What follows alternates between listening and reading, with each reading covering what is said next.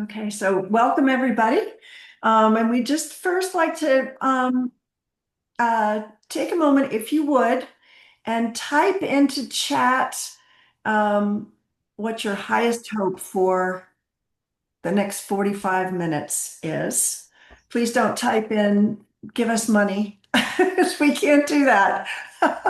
But we hope to provide you with information that will help you change your conversations and change your funding outcomes. Uh, so,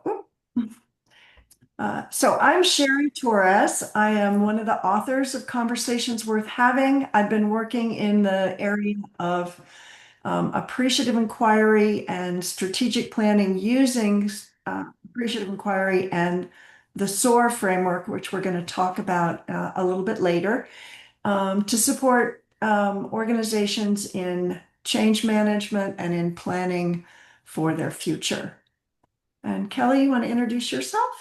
Absolutely. I may be a familiar face to some of you. I'm Kelly Stewart, and I am also with the CWH Institute. We offer a whole range of training programs and resources that support the use and application of the Conversations Worth Having framework. I also do strategic planning through my own consultancy, The Positive Business, and I have worked with some people who I believe are registered for the call. I don't know if they're with us today, but also using the SOAR framework, which we're going to learn about a little during this time. And I'm currently in Delaware, but I'm a former resident of Bucks County, Pennsylvania. So it's good to see some familiar faces. And Toby, did you want to say anything in opening? Well, I'm just happy that you are offering this. And full disclosure, I am with Foundations Community Partnership, and Kelly worked with us on our strategic plan. So we've had a long-standing connections. And when she told me about this webinar, we felt certainly compelled to offer this to our Bucks County friends and beyond. I know I see a couple Monaco people in here. Kate, I'm looking at you. So it's wonderful to have all of you, and thank you for again making this available and giving us yet another tool in our toolkit here. Appreciate it. Wonderful. All right, let's get started. Kelly, pass it to you. Whoops. All righty. I think, yep, thank you very much.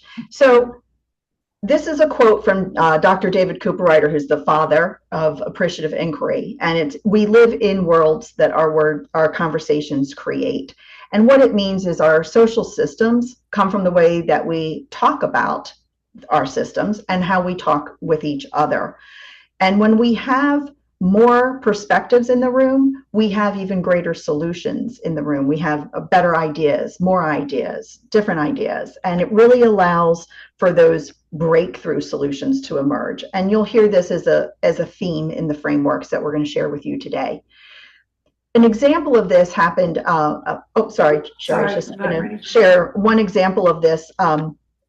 Our other colleague, Jackie Stavros, also one of the authors of the book, she was hired some years ago to help a plant in a larger organization that had been low performing, and they wanted a very humane way to close that plant down. They were looking for a 3-year plan. They had tried some incentives, all of kind of like the usual things that you would do to improve performance, and it wasn't happening.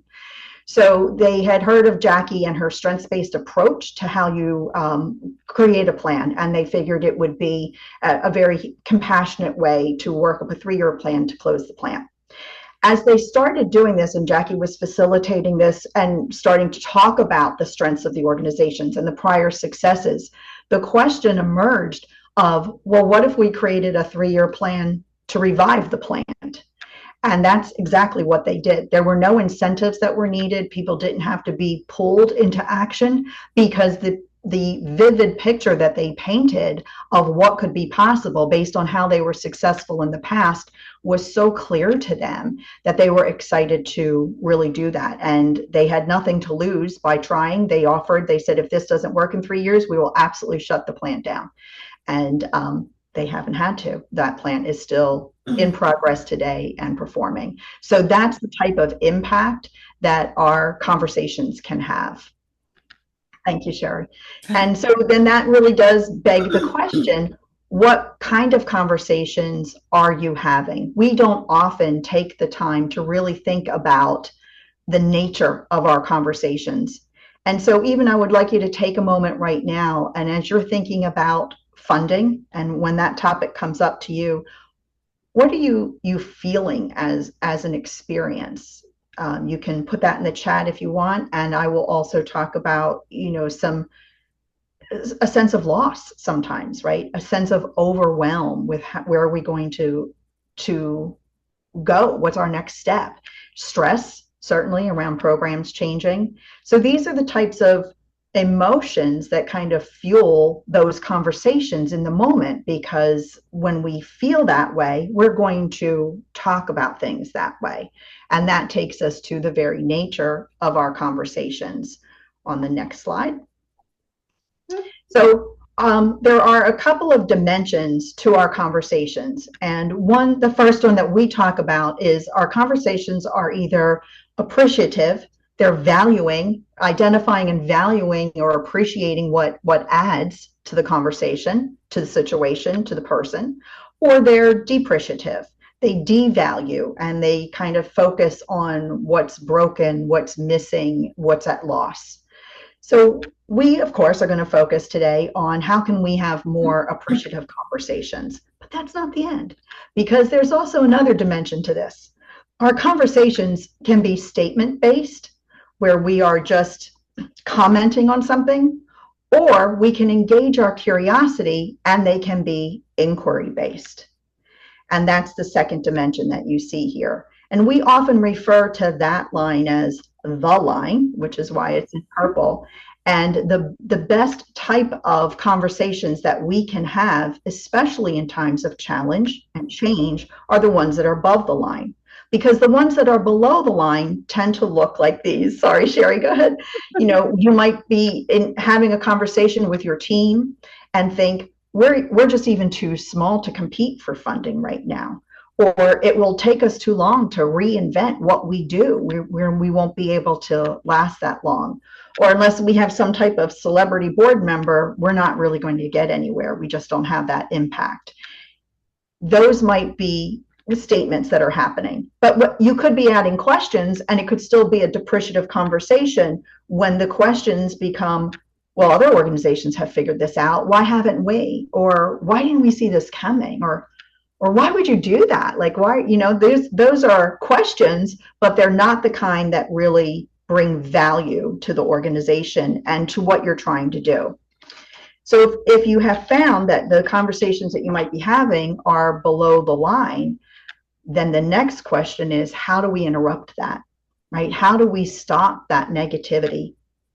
And a very easy way to do that is to do something we call tuning in. You're going to tune into yourself first, which is where a lot of conversations first take place, that inner dialogue. And you're just going to pause. Let's just take, the next thing is the breath. A breath in, a breath out. And that will actually activate your parasympathetic nervous system, which is a great thing to do when you're feeling a sense of loss or overwhelm or stress. So when you breathe and you activate that symptom, you're allowing your body to bring in some positive emotions, one of which is curiosity, because that's really the next best step you could take at that point when you're trying to turn these conversations from depreciative into appreciative conversations. So when you're feeling positive, you're better able to ask, like, where are the connections that we can make here? And that, Sherry is right, we need a different type of question, not just any question, as we saw in the depreciative slide, but we need something that we call a generative question. A generative questions make the invisible visible. They help to create this shared understanding, and they generate new knowledge and inspire possibilities. And at this point, I'm going to let Sherry take the rest of the slide, because I just was on a roll there. So questions that make the invisible visible, they actually widen your view.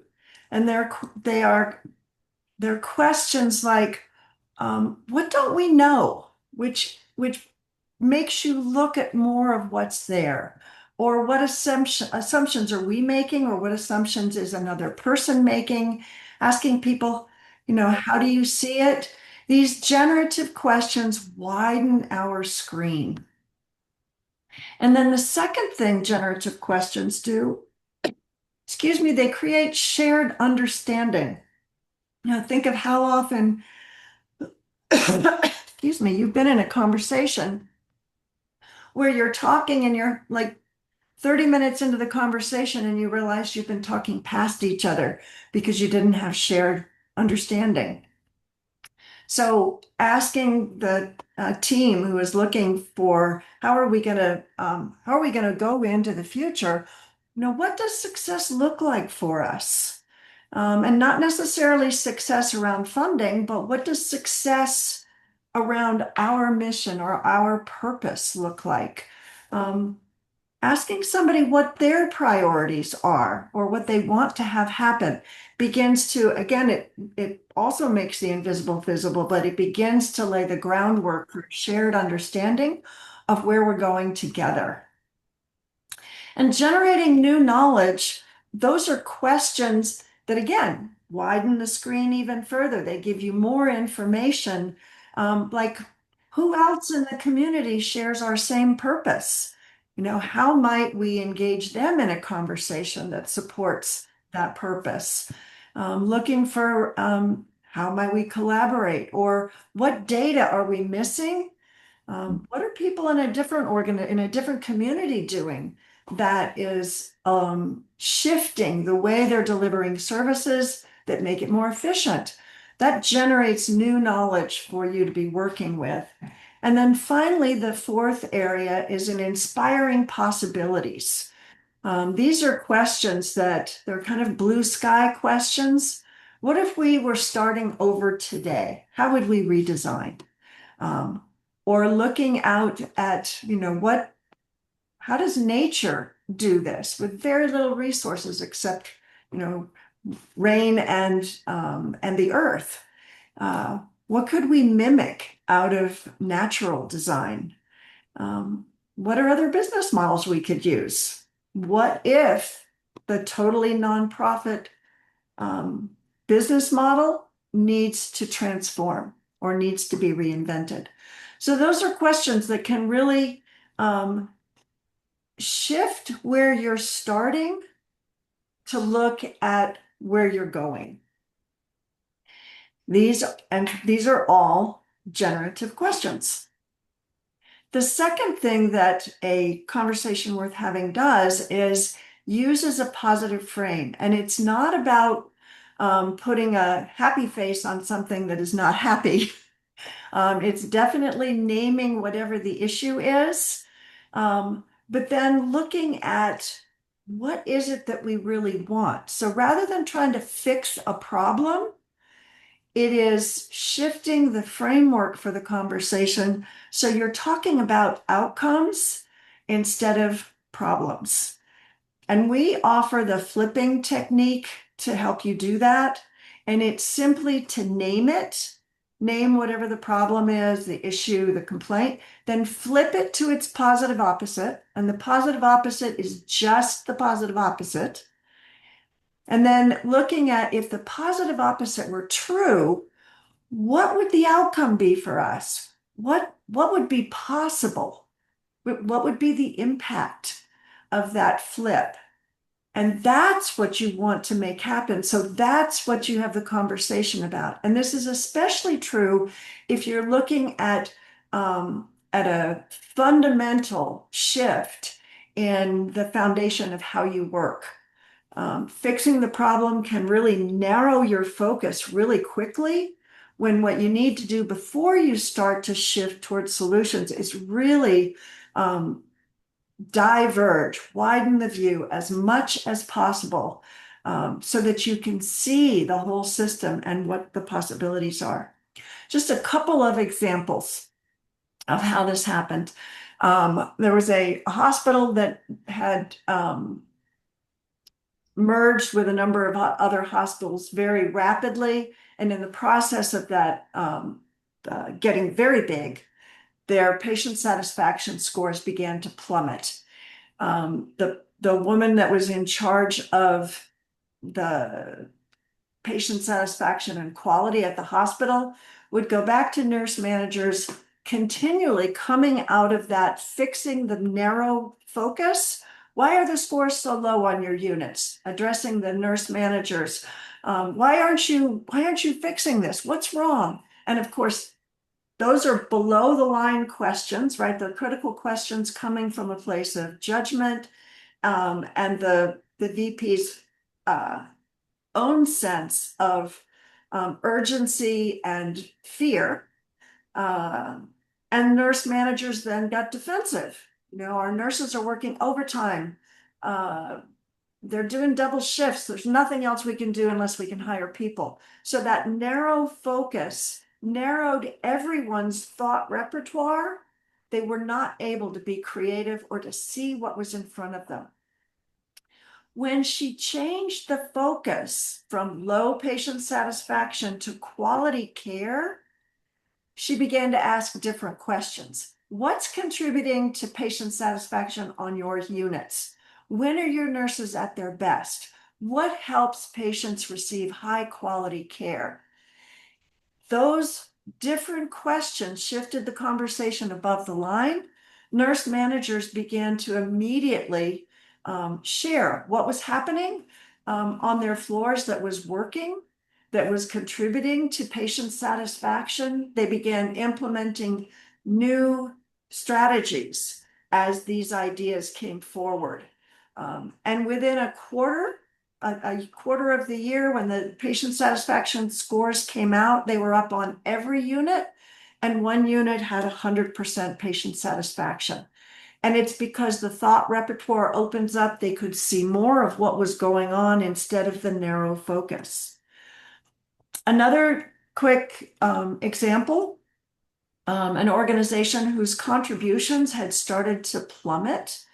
And the director was getting more and more anxious. You can imagine she was below the line, coming from that place of fear about funding. And the focus of their conversations was narrow. It was on how can we get more donors? And what if we send out more requests more often to people?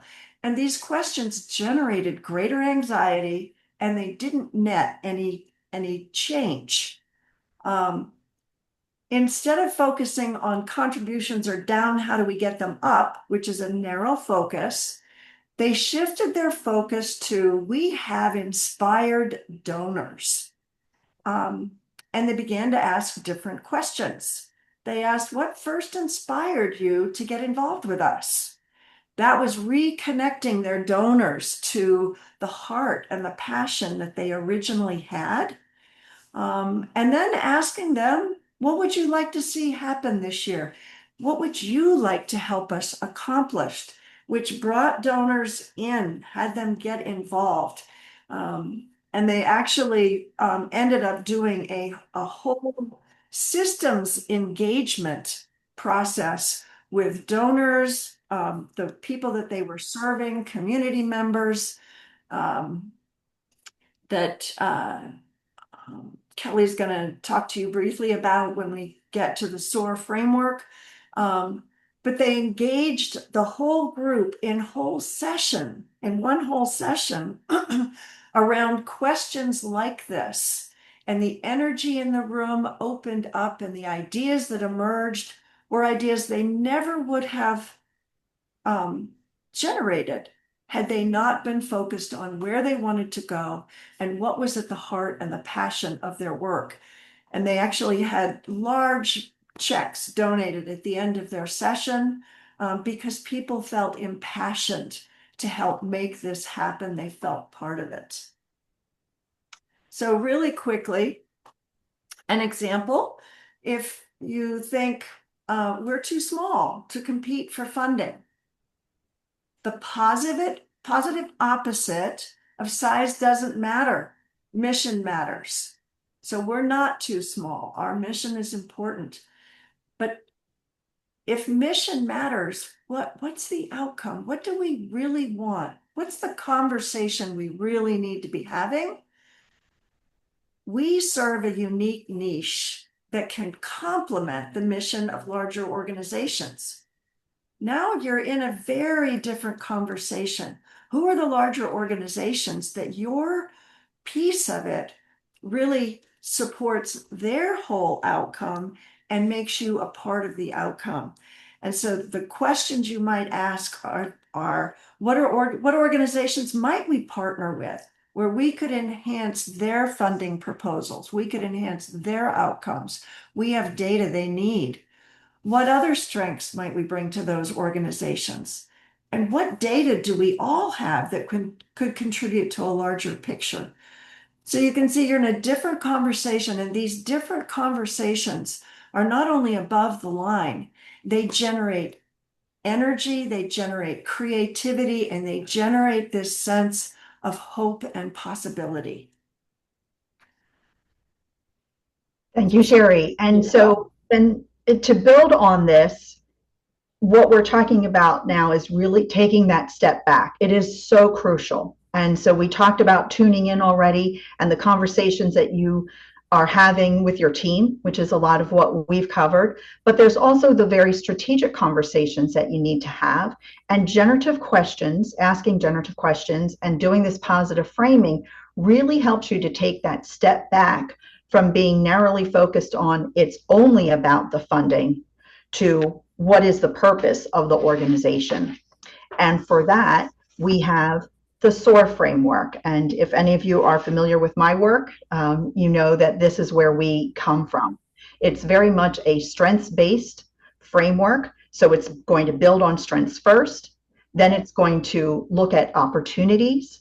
Then it's going to ask that positive framing question, how good could this get, right? What are our aspirations? Where does it go from here? And how will we know we're making progress and moving toward that? And this is what helps you really connect to your purpose. So again, another way, more simply way to think about it is what are our greatest assets? What brings value? We have to take that kind of audit of what works well and why does it work well and when have we been successful in the past? How might we improve or innovate in ways that maybe we hadn't ever thought of before? And this goes back to some of the generative questions that Sherry was sharing about, you know, are there other models? Who is already doing it successfully, maybe in different areas of the country, maybe in different countries, right? Like, where are those models? You know, there's always a question about if you only had like $100 to put into something, where would you spend it? Right? So if you only had $100 to innovate something or improve something, where would you put that? These are the types of questions that come up when you're using the SOAR framework to frame your strategic conversations. What's our preferred future? Really, where do we want to have this go? And maybe it's different if your nonprofit organization was founded, 50 years ago. Is it different now? What does it look like? Is it the same? And if it's the same, that's great. Ask the question and see what emerges from that. And how will we measure our success? I just want to say one thing about the SOAR framework. If you're familiar with the SWOT analysis when you do strategic planning, think of it this way. The flipping that Sherry showed you, taking that challenge and flipping it to the positive opposite and framing it, SOAR has that kind of baked in. It does not ignore weaknesses or threats. What it does is it gives you the tool to automatically flip that and reframe that by asking these questions. So today, on this next slide, we really wanted to be able to jumpstart your SOAR conversations as they relate to funding. And of course, you'll have the recording to look at this afterwards. But these generative questions can really help you fuel strategies that inspire innovation and engagement. Right? Think back to that earlier example. Incentives weren't needed to turn that plan around because the vivid picture of the outcome was so clear and compelling that people naturally wanted to move toward that, which is a big part of this. The more people that you can have in these conversations, as Sherry said earlier, the better off you are. These ideas that really come out of that are supercharged. And it also supports another underlying tenet of appreciative inquiry, which is people are more likely to commit to what they help create. And that is not only your team, that is your funder, that is your government officials, right? People are more likely to commit to what they help create. Keep that in mind.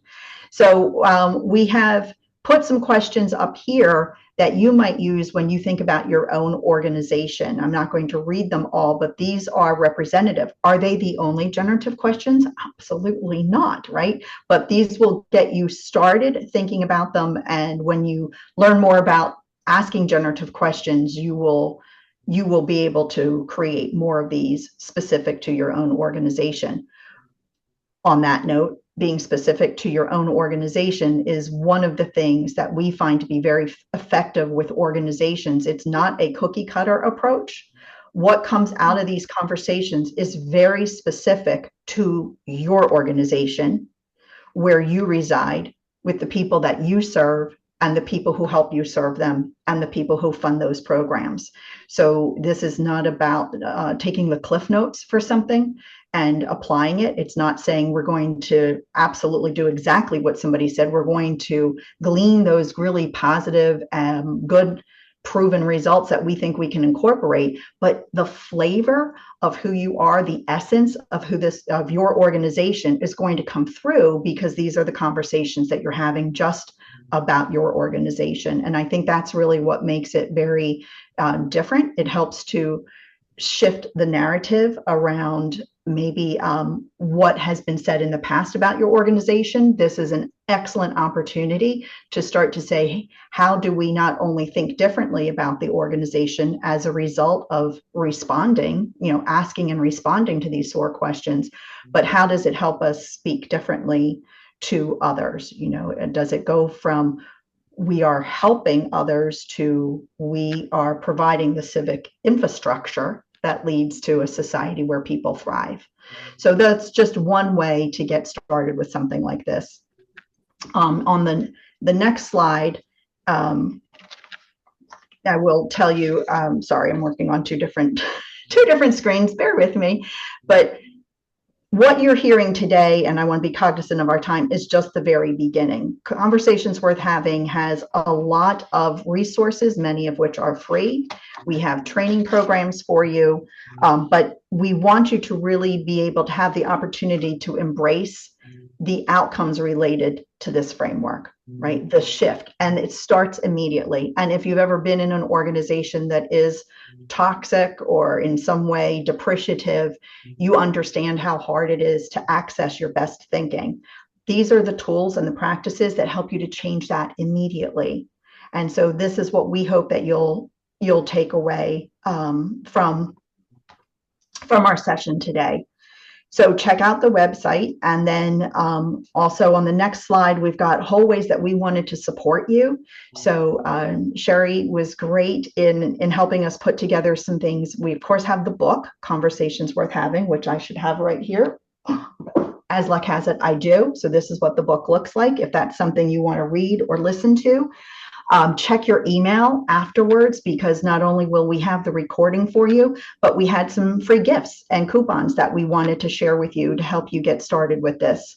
We also have a foundations course, which is 30 minutes. It takes what you've learned today a little bit deeper. And then if you wanted to go much deeper, we have our conversation boot camps, which are virtual or on demand. And we are providing you with coupons, 50% off the foundations course and 30% off of the Conversations Bootcamp. So please check your emails or your spam folder afterwards, and please take advantage of those, because we want you to be able to change your conversations, to change your funding outcomes. Thank you. And I think we're at time. So now we are open to questions. We can hang on if anyone else can. I think we go till 10:15.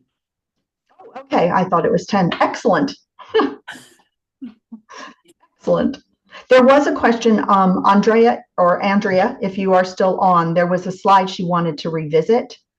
And I did not see that in the chat. My apologies at that time. I didn't No, either. that's all good. It was the first one that had the graph of appreciative, depreciative. Perfect. The nature of our conversations. That Yeah. one? Yes. Excellent. And then there were the questions that came up underneath it.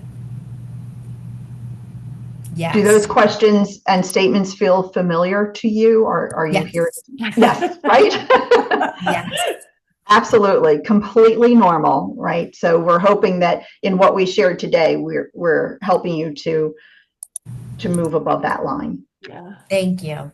And something that you can think about as you as you walk away from this is when you get ready to have that conversation, do what Kelly mentioned. Just tune in for a second, just take a pause and a breath.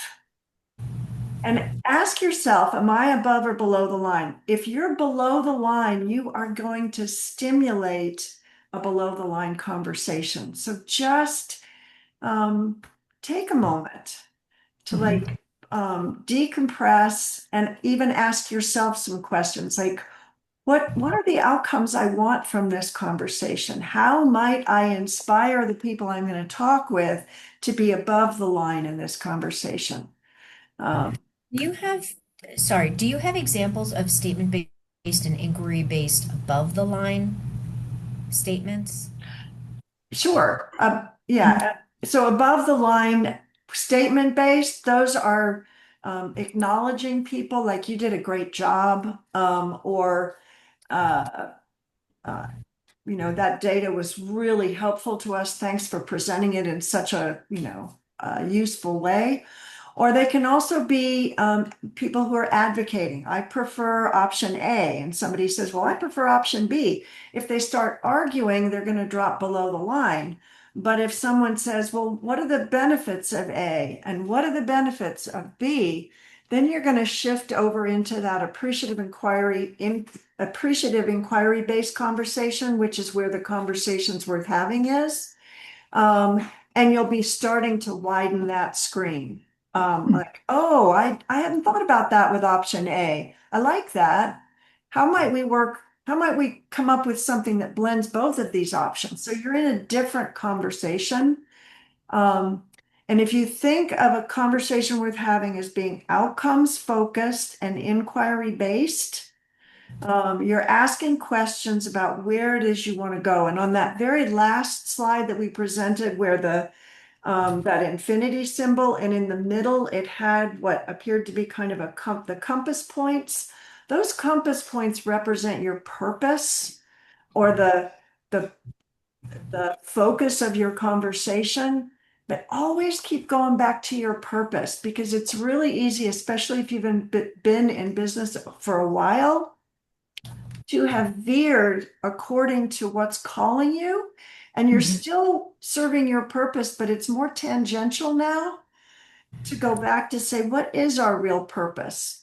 And make sure you're framing your real purpose from an outcomes perspective. Your real purpose shouldn't be fixing a problem, because the more you focus on the problem, The problem. bigger it gets.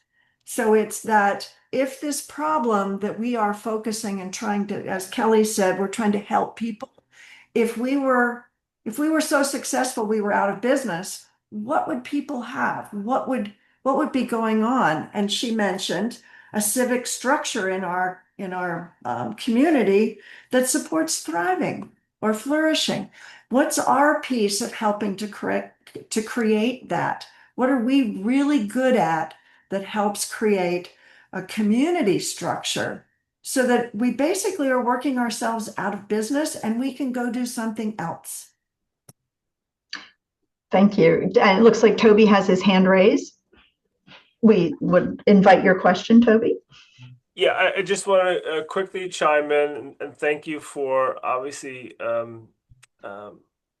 getting us in a positive mindset during these not so positive times, and maybe Mhm. asking the questions a little bit differently than we usually tend to. Couple things I wanted to mention. Just a quick uh, shout out to Kelly. As I said before, the foundation board has gone through the strategic planning process through the SOAR framework, and this was, I think, the second or third time I've done this with Kelly, and it's always nice to see and refreshing when you don't spend like 2 hours looking at a SWOT analysis and all the weaknesses and just come up with a whole list of stuff that you're not good at, rather than spending the time and thinking about, okay, well, what do we want to improve upon, or what are we already good at, and build upon. So that's always good. And then a shameless plug, obviously, for FCP. We do offer grant opportunities. Some of you have taken advantage of those in the past. They're in our nonprofit growth grant category. They're for professional as well as organizational development. So you can hop on our website and get a little bit more information about this, and whether this is something that both Sherry and Kelly are offering, or some other type of organizational planning or professional planning that you're looking to do. You can certainly reach out to me or my colleague Caroline, who's also on this call, to get a little bit more information about what we have to offer when it comes to the grant opportunities that we offer. Because I know money is tight, and sometimes planning not only takes time, but they also take resources. You got to find the right consultant. You got to find the right person to really guide your organization through this process. So if you're thinking about that, certainly keep us in mind, and you can submit an application, and then maybe you get some additional support from us to help you build your foundation. So enough with the shameless plug, but thank you again for hosting today. And thank you for your kind words, Toby. I appreciate that. I do feel that, there's, and this is what there's so much more we could have talked about today, right? But there is a neurophysiological connection to what we're doing here, right? There's a lot of research and theory that Sherry and Jackie delved into in developing the framework, in writing the book. And there's so much of why this works that's, baked into the other resources and courses that we have. But you will have some of these, like we said, these free gifts to kind of take away to start using right away, because we wanted to make sure you have that. And one of the things about it is immediate.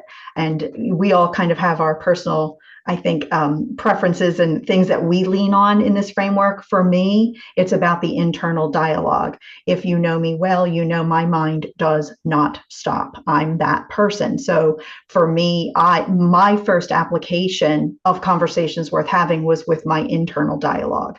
And what I have found now, using this framework so much, I do a lot of networking, and a typical networking question is, so what's keeping you up at night, right? I can't really answer that question anymore, because I'm in such a habit of flipping and framing that I just don't see the world that way as much as I used to, for sure. But it's opening me up to more and more possibilities.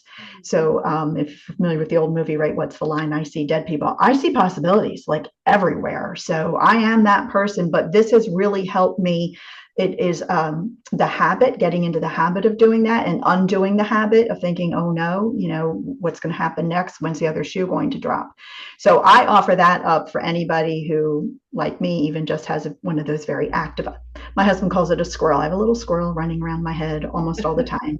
But this is a really great way. It takes tuning into a whole new level for me. Any other quick questions at all? I also wanted to mention too that because my squirrel's very busy in my head right now, but I wanted to mention we have shown you, one application for this, and I just talked about another. So you can have these conversations about funding. You can have it with your internal dialogue, but there are certainly wide-ranging applications in terms of leadership development, team building, your relationships with your donors. I noticed someone had asked about, how do we speak with donors differently? this is a very open framework. It can be applied to a lot of different things. And so we would encourage you to think about it like that. If this is helpful to funding, great. Where else might you apply this type of these practices, right? The preparation of tuning in and then asking generative questions. And once you start asking generative questions, you will not stop. I almost can guarantee that, because it's just as Toby said, it's much more uplifting, and our brains respond to that with all of that creativity, with all that connection. Our planning gets better. It really is our best thinking. And I think that that's a lot of what we need in the world right now. And just let me throw one other like piece of a question to to mull over in this whole process. I really liked, Kelly, your frame of creating civic structures to create communities that thrive. What would it be like if, your whole community of people that serve the people, government, nonprofit organizations, Mm-hmm. education, um, community foundation organizations, United Way, all came together to have a conversation, and including your donors and the people you're serving. How do we change our structures so that all these things that keeps falling through the cracks that call us to serve them, nothing falls through the cracks, and instead our community flourishes? That's a totally different conversation, and asks for everybody to be working on the same system, but bringing their own piece of the puzzle, their own gift to the solution to something like that. And just Mm-hmm. imagine the energy that and the funding that could be unleashed for something like that. Absolutely. Mm. After you receive the gifts we're sending you, if you have questions, please don't hesitate to reach back out to either Kelly or myself. Absolutely. We're both, Conversations Worth Having is on LinkedIn and Facebook too, if you want to follow us there. I probably should have this up here, but I'm like Kelly Stewart too, because that's how long I've been on LinkedIn. If you're looking for me on LinkedIn, please connect, please stay in touch. Our emails, you can certainly reach us through the website. Toby's got our emails. So please reach out to us. We want to be a resource for you. Yeah. And thank you for the work you do. Absolutely. Bye. Thank you.